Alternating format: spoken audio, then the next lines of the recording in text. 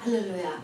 오늘부터 본격적으로 예수님의 탄생 메시지를 전합니다. 먼저 2000년 전 예수님의 탄생 당시의 역사적인 배경을 간단히 전하고자 합니다.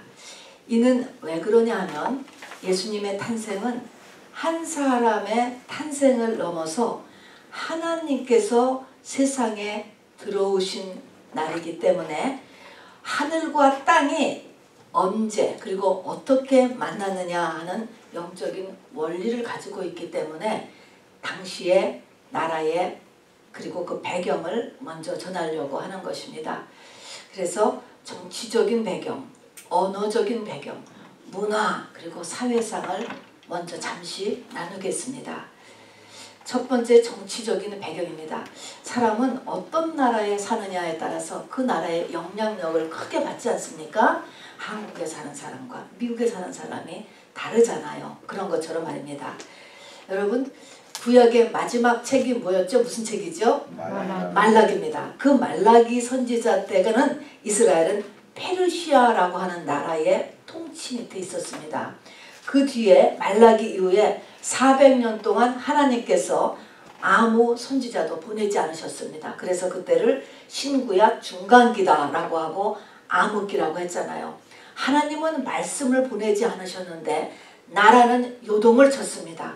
그 뒤에 페르시아 이후에 그 다음에 헬라라는 나라가 지배를 하고 그 다음에 로마가 지배를 했습니다. 그러니까 나라가 이스라엘을 지배하는 나라가 이렇게 바뀌어갔고요. 그 다음에 언어입니다. 우리 또 이렇게 영어 딱 한 가지만 하더라도 이 영어의 갭이 또 얼마나 큽니까? 그런 것처럼 이 언어가 중요한데 이스라엘 민족들은 히브리어를 썼잖아요. 근데 페르시아 때는 아람어가 주 언어입니다. 헬라 시대에는 헬라어, 우리가 하는 헬라어입니다. 로마 시대에는 라틴어가 주 언어입니다. 메인 언어가 이렇게 또 크게 바뀌어가는 것입니다. 문화로는요, 알렉산더가 제패했던 데가 이게 헬라 문화라고 합니다. 그 문화가 아주 강력하게 자리를 잡았는데 헬라 문화가 얼마나 강력하냐 하면 지금의 서구 문화가 다 헬라 문화에 기초를 두었다고 보면 됩니다. 히브리 사람들은 히브리 문화잖아요. 그래서 이 큰 문화의 차이가 지금의 동서양의 차이만큼이나 크다고 합니다. 그래서 히브리적 사고방식과 헬라적 사고방식 이렇게 크게 나눠서 우리가 신학에서 공부를 하기도 합니다. 그래서 이게 문화의 차이가 있었습니다. 예수님은 하나님께서는 이 400년 기간 동안에 또 선지자를 보내지 않았다고 그랬잖아요. 하나님께서 빛을 비춰주지 않으니까 이 하나님을 믿던 사람들 자체에서도 분열이 시작됐습니다. 끌어가질 않으니까 분열되겠죠. 그래서 우리가 알다시피 바리새파, 말씀이 최고야. 말씀 해서 바리새파가 생겨났습니다. 사두개파, 현실하고 적응을 하고 타협해야 돼. 사두개파. 그 다음에는 에세네파라는 것은 이 세상 문화하고 완전하게 격리되어서 광야에 가서 살았던 에세네파가 있습니다. 그래서 이렇게 지금 정치적으로, 언어적으로, 문화적으로 이렇게 막 혼선을 부리면서 이스라엘 내부 내에서도 또 이렇게 갈라지기를 시작을 이렇게 했잖아요. 현실적으로 또 다른 문제는 이스라엘을 다스리는데 이 로마가 분봉왕이라고 하고 이스라엘을 다스리는 그 왕을 이방인인 헤롯을 세웠습니다. 여기에 대해서 이스라엘 사람들이 강력하게 반발을 하기 시작을 했습니다.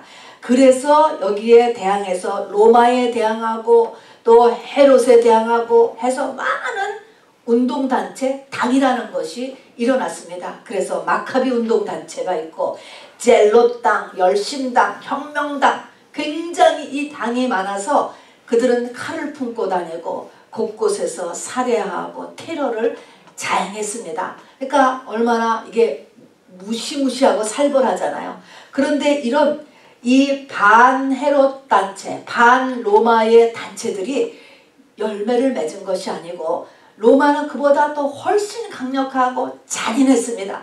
그래서 그들을 다 처형하고 진압했어요. 그러니까 이런 반항 운동들이 성과를 거두지 못하면서 이렇게 그냥 사그러들었습니다.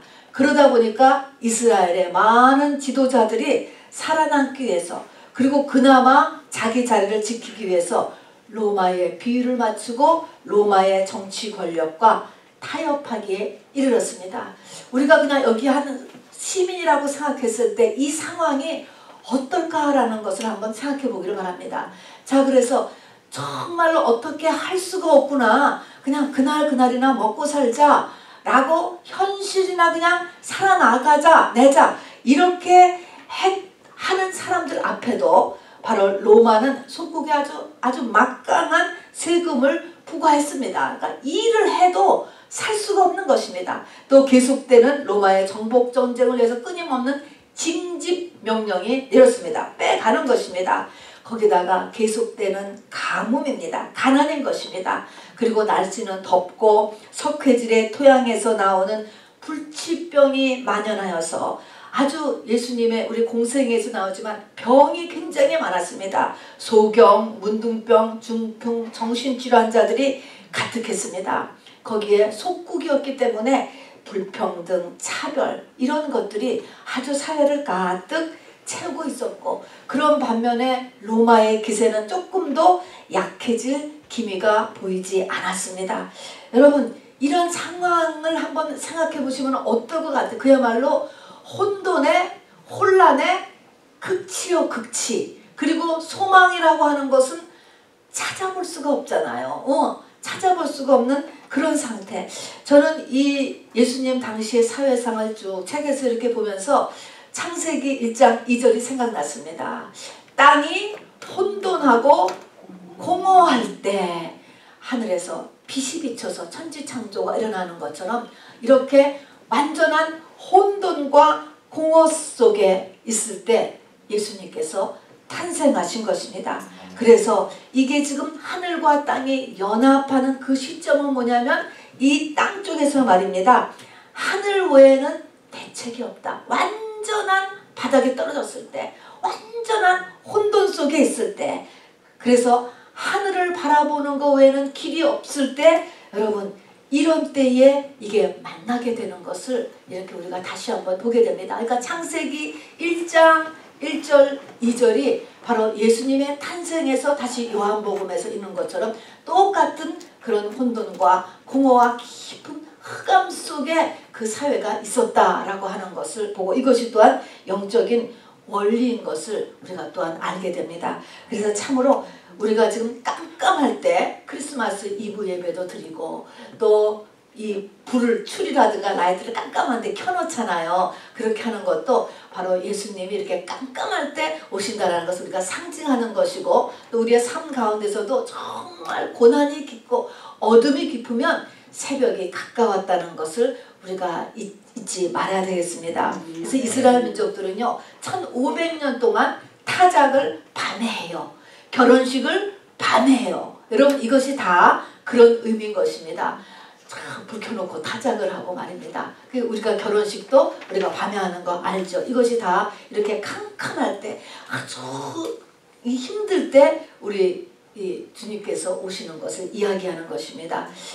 이렇게 보면요, 이 지금 이스라엘에 이렇게 막 혼돈과 공허와 깊은 흑암의 이 사회 속에 이스라엘이 이렇게 던져졌을 때, 이렇게 어떻게 보면 하나님께서 그렇게 혼돈을 일으키신 것 같은 그런 느낌도 봅니다. 왜냐하면 400년 동안 하나님께서도 말씀을 안 하셨거든요. 이러니까 전체가 다 완전한 혼돈 속에 빠져들어간 것이에요. 자, 그래서 이렇게 함으로 인하여서 정말 내 힘으로 도저히 못하겠구나 할 때 주님이 하나님의 택한 백성에게 오셨다는 것을 잊지 마시길 바랍니다. 그런데 보면요, 이렇게 혼돈, 공허, 흑암 속이었지만 이렇게 또 이렇게 우리가 이렇게 지금 지나고 나서 이렇게 보면 하나님은 정확하게 또 하나님의 일을 이 기간 동안에 하고 계셨어요. 뭐냐면은 로마가 당시에 정복전쟁으로 중동 지역, 소아시아 지역, 유럽을 하나로 이렇게 통일시켜 놨다고요. 그렇기 때문에 나중에 바울이 선교여행 다닐 때 로마 시민권만 있으면 다 다닐 수 있었어요. 이런 것을 보이지 않게 마련해 놨죠. 또 BC 300년경에 시작한 이 알렉산더가 세계를 지배하면서 헬라어를 쫙 거기다가 전파시켰습니다. 자, 그러면서 이 공용어가 생긴 거예요. 자, 이 선교를 하는데 언어가 통한다는 게, 우리가 언어가 전혀 안 통하면 그게 얼마나 큰 장벽이에요. 근데 언어가 하나가 통하잖아요.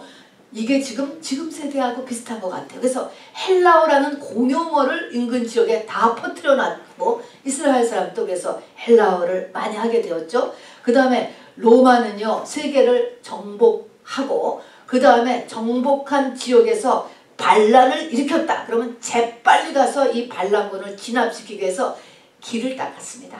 그래서 로마의 길은 세계로라고 하는 말도 있잖아요. 그렇게 길을 열심히 닦은 이유는 바로 반란군 진압 때문에 만드는 것이에요. 그런데 후에 이 길을 통해서 뭐가 전해집니까? 복음이 전해지는 거죠. 그 길을 따라서. 그거 예비해 놓았습니다. 또 이 바벨론 포로 시기부터 이스라엘이 나라 없이 망하고, 그리고 가는 곳마다 핍박을 함으로 인하여서 이스라엘 사람들이 핍박을 피하기 위해서 도망가고, 또 먹고 살기 위해서 조금 더 일자리 있는 곳으로 가고, 이렇게 하는 바람에 디아스포라가 됐습니다.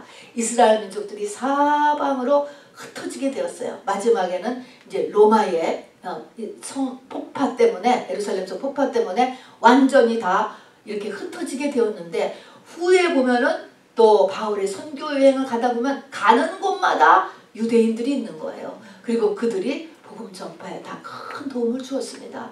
지금 이 사태가 우리 한민족에게도 너무나 유사한 것 같아요. 지금 한국 사람이 안 사는 곳이 없습니다. 그래서 가서 보면 무슨 같은 한국 사람이다 라고 하면 일단 많이 간격이 좁아지잖아요. 그래서 이런 것들이 다 세계 선교의 준비 작업을 하나님께서 속으로 다 해놓으셨구나라는 것을 보게 됩니다. 자, 이제 성탄절 준비의 이제 두 번째의 메시지입니다.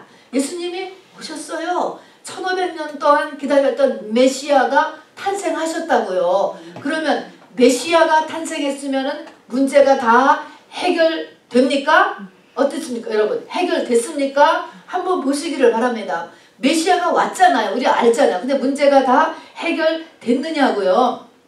전 세계에 문제가 없냐고요, 지금. 그러면 한 사람으로 보면은 내가 성령 받았어요. 그럼 문제가 다 해결됐습니까? 예요, 아니에요? 메시아인데 왜 아니야, 그럼? 왜 아니에요? 왜 아니지? 왜 아니에요? 메시아인데. 예수님은 몇 번 오세요? 두 번 오시는 거예요. 두 번째에 다 해결되는 거예요. 천년왕국 때 다 해결되는 것입니다. 그 성경에 다 이 두 번 오심이 다 써있지 않습니까? 그래서 처음 오신 것, 2000년 전에 오시는 예수님은 보라, 세상죄를 지고 간 하나님의 어린 양이로다. 제물로 오신 거예요. 제물로. 내 죄 포함한 세상 죄를 지신 죽으러 오신 것이 첫 번째 메시아의 오심이에요. 자, 그리고 이제 그러나 재림 때는 만왕의 왕이요 나의 신랑으로 오시는 거예요. 여러분, 이 말은 나의 내면과 환경을 모두 완전히 해결한다라는 의미예요. 이것이 만왕의 왕이요 신랑의 그런 의미인 것입니다. 물론 예수님이 전해지면, 복음이 전해지면 가난이 물러가고 병이 치료되고 인권이 살아나요. 사실인 것입니다, 여러분. 그래서 우리가 선교 나가잖아요. 대한민국 5000년 동안 전 세계에서 바텀 5에 속하는 가난한 후진국 중에 후진국이었지만 복음이 전파되고 나서 여러분 100년이 안 돼서 지금 중상위권으로 올라왔잖아요. 이것이 물론 다가 아니죠. 이것이 개인에서도 마찬가지인 것입니다. 성령을 받았으면 여러분 해결되는 부분이 분명히 있습니다. 자, 그런데 이 해결되는 이 부분만 가지고 문제가 다 해결되는 것이 아니다라는 것입니다. 자, 그래서 주의 재림이 있어야 되는 것입니다. 늘 이야기하듯이 우리가 신부 믿음으로 자라는 데까지 가야지 모든 것이 다 해결되죠. 그래서 이것을 신부다라고 얘기하고 제자다 또는 완전한 자, 완전함, 또 구원의 완성이다, 또 이것을 지성소신앙이다. 그리고 그렇게 되는 과정을 성화라고도 이렇게 표현을 합니다. 자, 그런데 엄밀히 말하면 우리가 메시아를 처음에 맞아들였어요. 이렇게 성령을 받으면 어떤 일이 일어납니까? 해결되는 부분들도 있지만 조금 더 깊이 보면 뭐가 일어납니까? 내 안의 것들이 밝혀지기 시작하는 거예요. 드러나기 시작한다는 걸 잊지 마시기 바랍니다. 먼저 있었던 이스마엘이 이삭과 싸우기를 시작하는 것이지요. 아브라함 집에 두 아들이 있었는데 누가 먼저 있었습니까? 이스마엘. 이스마엘이 강해요? 이삭이 강해요? 이스마엘이 훨씬 강한 상태에서 우리가 성령을 받게 됩니다. 내 안에 육신의 소욕과 성령의 소욕이 싸우기 시작합니다. 내 안에 숨어있던 모든 조상 귀신들, 저주들, 모든 죄들이 드러나기를 시작하는 것입니다. 그리고 그 다음에는 싸움이 시작되는 것입니다. 여기서 어떻게 해야 돼요? 이겨야 돼, 져야 돼, 가만둬야 돼. 가만두면 지는 거예요. 이겨야 되는 거예요, 여러분. 이김으로 인하여서 이기는 자가 되라. 이김으로 인하여서 우리가 신부가 되고 바로 다시 오실 주님을 맞이하는 데까지 성장할 수 있게 되는 것입니다. 자, 그래서 바로 이렇게 이 두 번, 예수님이 두 번, 메시아가 두 번 오신다라는 것을 잊지 마시기를 바랍니다. 자, 이제 본론으로 들어갑니다. 유대인들이 1500년 동안 메시아를 기다려왔잖아요. 그럼 메시아가 이제 2000년에 이제 오셨는데, 10월 20일 오셨는데, 이 메시아를 1500년 동안 기다려왔는데, 메시아를 알아본 존재는 누가 알아봤을까요? 맨 처음에. 귀신이 알아봤지. 영계가 알아봤습니다, 여러분. 귀신이 알아봤지. 맨 처음에 항상 태어났을 때도 귀신이 알아보고 공생이 시작할 때도 귀신이 먼저 알아봐요. 그 다음에는 이 태어났을 때 알아본 사람은 그 이스라엘 사람들은 다 기다렸죠. 메시아를. 그렇게 어려운 상황이었기 때문에 메시아 하면서 기다렸는데 알아본 사람은 6명. 그러니까 6그룹이에요. 6명만이 예수 그 탄생을 알아봤습니다, 여러분. 그래서 우리가 이제 이 6명이 어떻게 했길래 예수님의 이 탄생을 알아보았는가, 이거를 지식적으로만 알았다고 해서, 그리고 알았다고 해서 내가 예수님을 알아보지 못하면 아무 혜택이, 태어났는데 태어난 줄도 모르니까 혜택이 없지 않습니까? 자, 그런데 그 6명, 여러분 예수님의 탄생을 알아본 사람 아는 대로 여러분 얘기해 보세요. 누구 알아봤어요? 동방박사, 또 목자, 안나, 많이 나왔네요. 또 시몬, 그 다음에 그냥 마리아, 난 마리아, 그 다음에 세례 요한의 부모. 그렇습니다. 그러니까 물론 여기서 마리아 하면 요셉을 포함하고 동방박사 하면은 뭐 몇 사람인지 보통은 그냥 3사람으로 우리가 생각하는데 몇 사람, 또 양치는 목동도 몇 명이 될지 모르죠. 그 다음에는 세례 요한의 부모도 엄마까지, 그렇게 하면, 그렇게 해봐야 10명 쪽 남짓이에요. 어쨌든 사람으로 치면 그게 6사람. 그래서 이 6사람에 대해서 우리가 이제 맨 1차적으로 알아봐야 돼요. 근데 마리아, 동방박사, 목동, 시므온, 안나, 세례 요한의 부모, 이렇게 6사람으로 크게 봅니다. 그 중에서 오늘은 누구를 알아보느냐? 그 중에서 시므온을 알아보는데, 왜냐하면 시므온이라고 하는 이름의 뜻이 기다리는 사람이에요. 기다리는 사람. 참 이 이스라엘의 이름들 보면 이게 어떻게 그렇게 됐을까 저는 참 궁금해요. 기다리는 사람이라고 하는 뜻을 가진 시므온의 이 시므온이 예수를 알아봤습니다. 자, 이 기다린다. 우리가 지금 어드벤트 대림절이잖아요. 그래서 4주간을 이제 기다리는 기간 이렇게 했는데, 기다림이라는 게 뭐냐면 소망이잖아요. 소망. 사실은. 그래서 하나님께서는 우리에게, 사람에게 모두 다 이 기다림이라고 하는 특성을 준 것 같아요. 저는 참 이 감정이 참 이렇게 아름다운 것 같아요. 기다린다는 거. 김진경 집사님은 아마 영주권이 빨리 날아오기를 기다리실 것 같아요. 기다림이잖아요. 지난번에 보니까 우리 지연 집사님은 두 아들이 빨리 잘 성장하여서 분가하기를 소망하는 거야. 기다리는 거야. 기다려. 이렇게 무언가가 다 기다려. 저도 기다림이 있어요. 여러분도 다 뭔가 기다림이 있을 거야. 이게 소망이에요. 그런데 이런 모든 기다림 아름다운 것이지만 다 부차적인 것이고 정말 기다려야 될 것이 있다는 것입니다. 오늘 시므온이 그것을 했던 사람이에요. 우리 누가복음 2장 25절을 보니까 예루살렘에 시므온이라는 사람이 있는데 그는 뭐를 기다렸어요? 이스라엘의 위로를 기다렸다라는 것입니다. 이스라엘의 위로를 기다렸다. 이스라엘의 위로가 뭘까요, 여러분?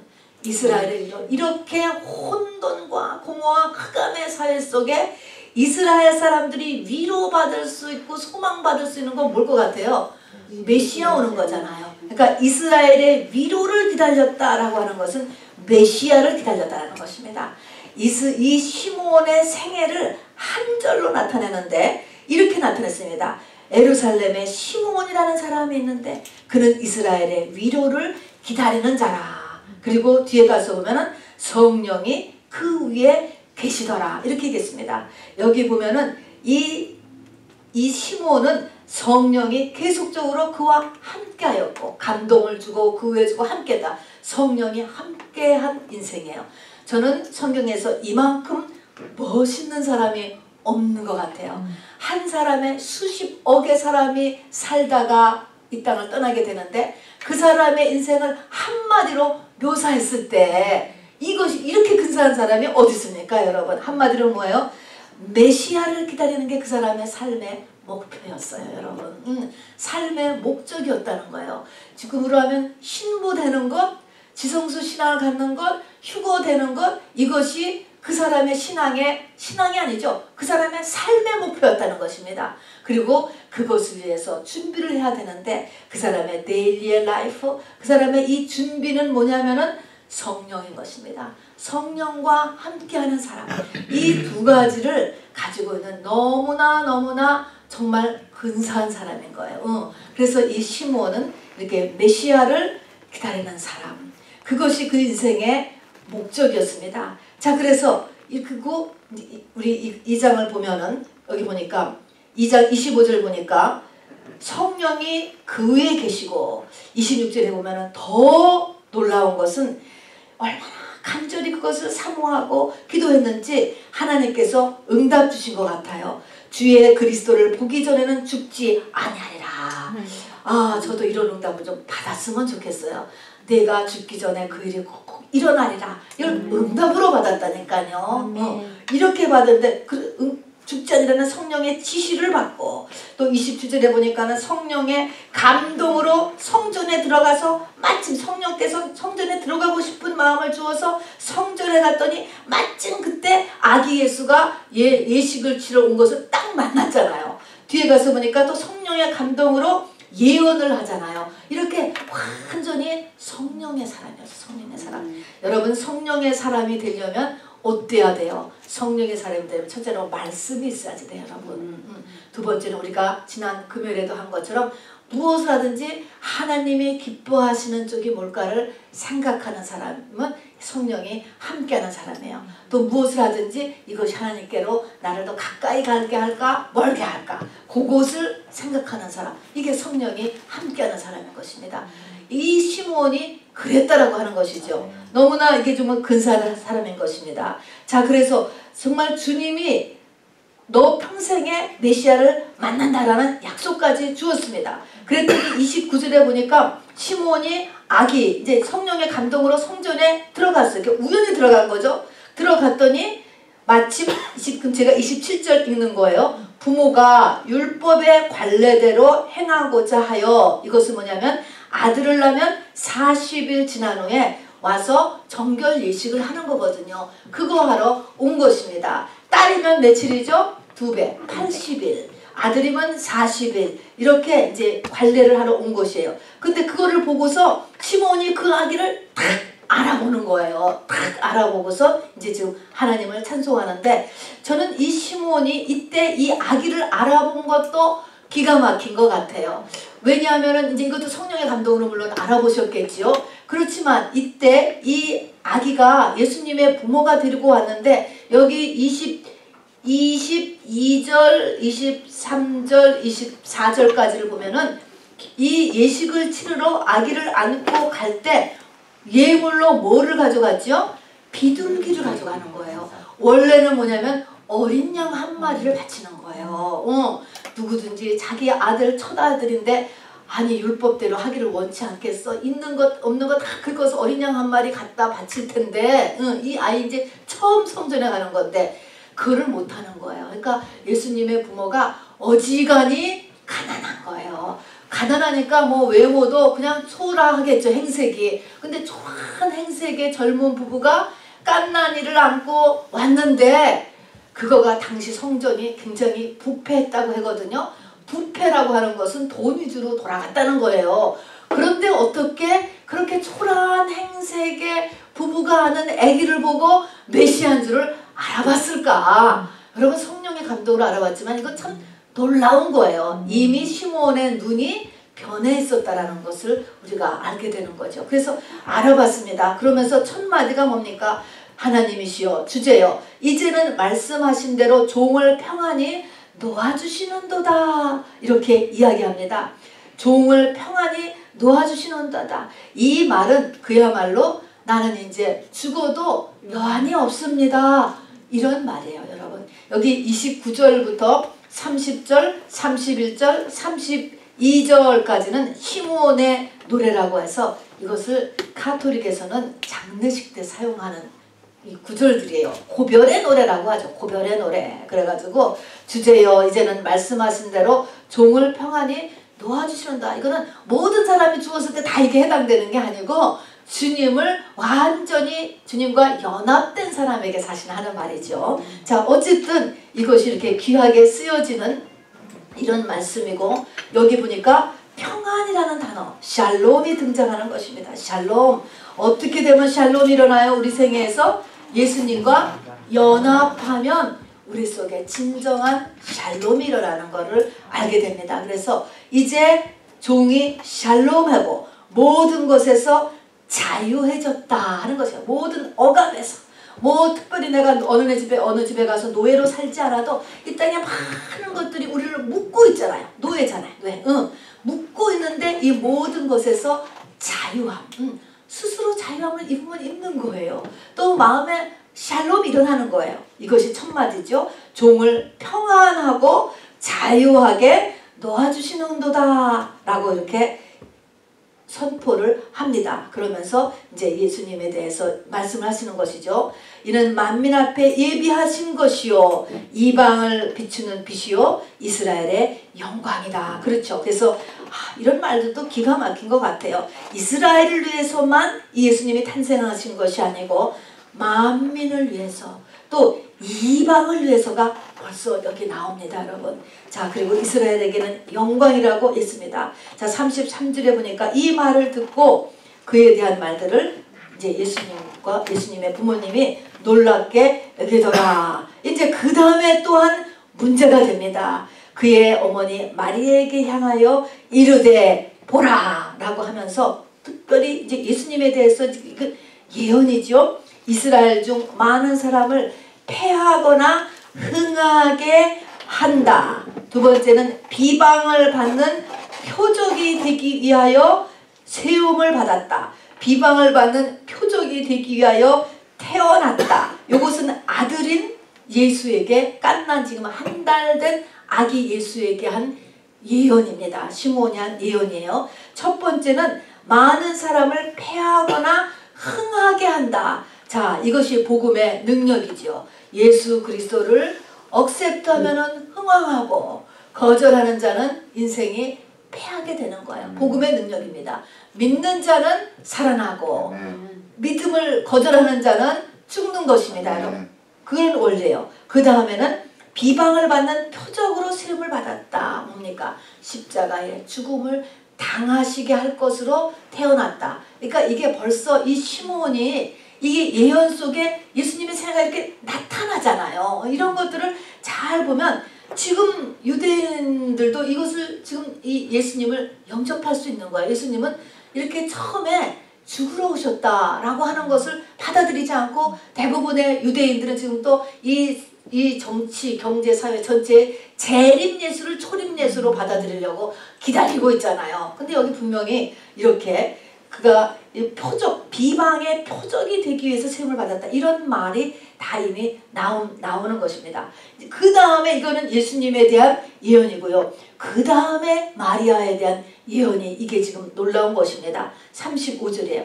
이것은 마리아에 대한 예언이기도 하지만 그리고 그대로 이루어졌어요. 근데 마리아에 대한 예언이기도 하지만 누구에 대한 예언일까요? 예수를 낳으려고 하는 사람. 아까 같이 신부가 되려는 건 우리가 다 원해. 그리고 가기를 목적해. 그런데 신부가 된다는 것은 뭐예요? 예수를 낳아야 되잖아요. 같은 의미잖아요. 예수를 뵈서 우리가 다 잉태는 되었습니다. 그럼 이 잉태된 예수가 이 씨가 이제 점점 커서 낳아야 되는데 이렇게 아기를 예수를 낳을 사람에 대한 예언인 거예요. 이것이 무섭죠. 어떻게 돼요? 칼이 내 마음을 찌르듯 하리니. 칼이 내 마음을 찌른다. 우리 지금 영상이 아니고요. PPT 한번 봐주세요. 저기 시몬 그리고 정말 40일 한 달 된 아기 예수 모습을 저렇게 그려놓은 것입니다. 자, 그 다음에는 이제 두 번째 보니까 마리아에게 칼이 내 마음을 찌른다 하는 것입니다. 십자가를 이야기하는 것이죠. 예수님이 말씀하신 데 보니까 정말 여우도 굴이 있고 공중의 새도 거처가 있는데 인자는 머리 둘 곳이 없도다 말씀하셨어요. 평생이 가난하게 살았어요. 그리고 사람들에게 오해받고 배반받고 그리고 젊은 나이에 십자가 처형으로 죽는 아들을 보는 어미의 마음이 어떨까를 한번 생각해 보세요. 우리가 다 부모잖아요. 우리 자식이 평생을 가난하게 살아. 평생을 고생하면서 사는 거예요. 오래 살지도 못하고 그리고 그렇게 나중에는 처참하게 십자가 처형으로 죽었다고 한다면 정말 이게 그 어미의 마음은 어미의 말에 칼이 꽂히는 것이죠. 여러분 이것이 예수님만 십자가에서 죽는 게 아니고 그를 따르는 우리도 똑같은 이 십자가의 죽음을 견뎌내야 예수 그리스도와의 연합이 마지막 이루어져서 우리 속에 평안과 바로 평안이 놓아주시는 도다가 우리의 삶에 일어나는 것이고 그러나 그렇게 되기만 하면 그 다음부터는 영원히 왕노릇하며 사는 거야. 영원히 그거는 120년이 아니고 영원히 사는 것입니다. 자, 저거는 로마의 성 베드로 성당에 있는 미켈란젤로가 조각한 피에타라고 하는 동상입니다. 유명한 것이죠. 근데 저것이 마리아가 이제 이 십자가상에서 죽은 아들을 이렇게 예수님을 이렇게 안고 있는 이런 모습이에요. 근데 이제 저 모습 가운데 이제 잠시 조금 내용의 말씀이 조금 옆으로 나가긴 하지만 저 마리아의 얼굴, 저 얼굴을 보면 저 얼굴 속에 뭐 우리는 사진으로 보니까 잘 모르겠지만 저 얼굴 속에 사람들은 분노가 없다는 거예요. 슬픔이 없다는 거예요. 한이 맺히거나 낙심한 얼굴이 아니라는 것입니다. 이제 그래서 저 조각이 유명해진 것입니다. 저렇게 저 칼을 찌르는 저 죽은 아들을 안고 있는 어미의 얼굴에 그런 분노가 보이지 않는다라는 것 때문인데 왜 그랬을까라는 것이죠. 마리아는 자기를 찌른 그 칼이 하나님의 칼이라는 것을 깨달았던 사람이라고 하는 것이에요. 하나님의 칼. 그렇기 때문에 그 칼은 뭐예요? 찌르는 건 뭐예요? 찌른다. 상처죠. 상처. 우리의 모든 상처는요. 다 하나님께서 나에게로 들어오라 라고 하는 초청장인 것을 우리 믿음의 사람들은 알아야지 돼요. 상처를 안 받는 사람은 없어요. 이 세상은 상처를 안 받을 수가 없어요. 그러나 상처에 받을수록 하나님께서 나에게 더 깊게 들어오라는 거로구나 라는 것을 우리가 그런 주님의 음성을 들을 수 있게 되기를 바라요. 그래서 마리아가 하나님 속으로 깊게 들어갔기 때문에 저 마리아의 얼굴이 바로 하나님의 얼굴이라는 거예요. 그렇게 하나님같이 되었다는 거지. 예. 이제 물론 가톨릭에서 한 거니까 성모 마리아가 됐죠. 그래서 하나님같이 되었다. 그런데 이제 저거를 보면 이제 사람들이 기독교인이 반발하잖아요. 저기는 예수님보다도 마리아가 더 크게 부각되지 않느냐라고 이제 반발하는 거예요. 이제 그런데 그거를 이제 미켈란젤로가 이렇게 얘기했다고 하잖아요. 나는 이 조각품을 하나님께 올린 것이다. 위에서 봐라. 그러는 거예요. 저거를 위에서 이렇게 본 사진이 있어요. 여러분 이제 찾아보시고 위에서 보면요. 예수님의 시신만 딱 보여요. 저거를 위에서 보면. 그리고 마리아는 머리만 조금 보이고 별로 안 보여요. 그래서 저거는 예수님을 강조한 것이지 마리아를 강조한 것이 아니다라고 얘기하는 것입니다. 그래서 굉장히 신기해. 어떻게 저런 조각을 했을까? 응. 예수님의 그 돌아가셔서 이렇게 다 상처받고 있는 모습이 아주 쫙 전면을 다 장식하고 있습니다. 어찌했든지 간에 이 하나님의 칼이 바로 예수님의 신부 되고자 하는 사람의 마음을 찌른다. 이런 고통이 있다는 것을 예언했습니다. 그리고 이렇게 된 사람은 어떻게 해요? 이는 여러 사람의 마음의 생각을 드러내려 함이니라 하더라 그랬습니다. 자, 이렇게 하나님의 칼이 마음을 찔렀어요. 그래서 내가 이것으로 인해서 내 자기 십자가를 지고 예수와 같이 하나님과 연합한 사람이 되었어요. 그래서 이렇게 평안과 자유함을 가진 사람이 되면 이게 빛이에요. 빛. 세상의 빛이 되는 것입니다. 이런 빛이 되는 사람은 다른 사람의 마음의 생각을 드러낸다는 거예요. 여러분, 그러면은 이 빛이 오는 것을 사람들이 좋아할 것 같아요? 싫어할 것 같아요? 우리는 우리의 마음이나 우리의 생각이 드러내는 것을 원해요? 안 원해요? 안 원해요. 싫어요. 싫죠. 우리의 마음을 여러분 드러내는 것을 누가 좋아합니까? 여러분 다 싫죠. 자, 성경에도 보면 예수님이 정말 예수님의 신성을 막 드러내면 거기 있는 사람들이 못 견뎠어요. 나는 죄인으로서이다. 나를 떠나소서. 못 사는 거예요. 못 살아. 근데 이 빛은 드러내는 것입니다. 그래서 실제로는 우리는 사실은 예수님을 환영하지 않아요. 우리의 본성은요, 예수님을 환영하지 않아요. 메리 크리스마스, 주 예수여 어서 오시옵소서. 여러분, 이거는 성령의 인도함을 따라서 하면 해요. 그러나 사실은 맞지 않아요. 메리 크리스마스, 여러분 이거 안 하게 되는 거예요. 그냥 선물을 주니까 혹시 모르겠지만 이렇게 예수님하고 우리는 성향이 안 맞다는 것. 그래서 요한복음 1장에도 보면은 빛이 임하매 사람들이 이 빛을 알아보지도 못했을 뿐만 아니라 영접하지 않았다 그랬어요. 싫어하는 거예요, 여러분. 자, 이런 상황. 그러니까 이렇게 빛이 된 사람은 사람의 마음의 생각 또는 마음과 생각을 드러낸다라는 사실을 알아두셔야 돼요. 자, 그럼 우리가 교회를 다니면서 나 자신이 드러났어. 드러나면은 기분이 나쁜 거죠. 화가 나지. 그러나 이것이 성령이 임한 증거예요. 하나님이 나를 사랑하시는 증거예요. 그래서 내가 드러나요. 내 조상의 죄가 드러나고 우리 집안의 문제가 드러난단 말입니다. 이런 것들을 드러내게 한다.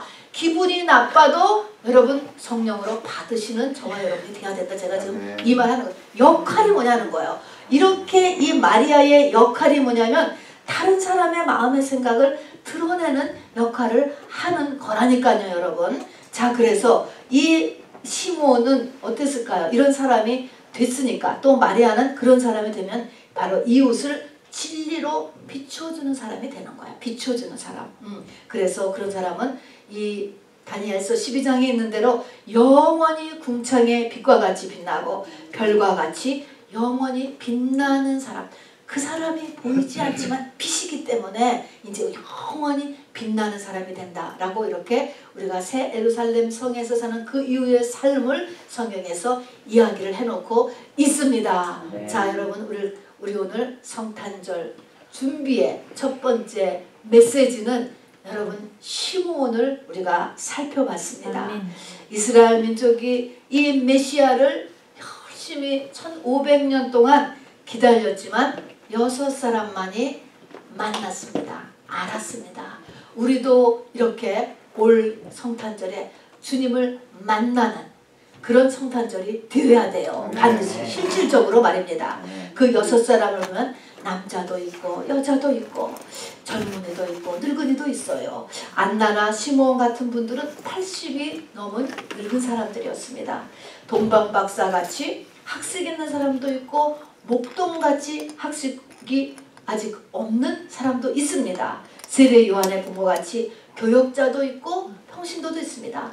이렇듯이 우리가 마리아, 동방박사, 목동, 안나, 시므온, 세례 요한의 부모를 보면은 재림 예수와 연합될 사람은, 그리고 천년 왕국의 왕으로 불려간 사람은 이 땅의 세상 조건과는 상관없어요. 그죠?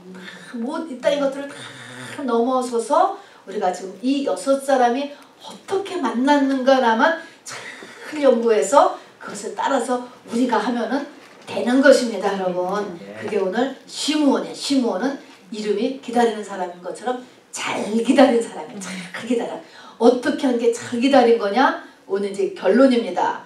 뭐야? 인생의 목적을 뭐예요? 바로 이스라엘의 위로를 기다리는 사람. 그의 인생의 목적, 인생의 소망이 바로 메시아와 연합되는 것이었습니다. 그리고 그의 삶의 모든 기준은 어떻게 기다렸느냐? 바로 성령이 함께 하시도록 동행하는 삶을 사는 것이죠. 그렇게 하도록 그렇게 살았다는 것입니다. 두 가지 우리 오늘 이번 주에 바로 시므온과 같은 삶을 사는 저와 여러분 되기를 주님의 이름으로 축원합니다. 우리 시간에 먼저 잠시 같이 우리 이제 본격적으로 성탄 준비해야 됩니다.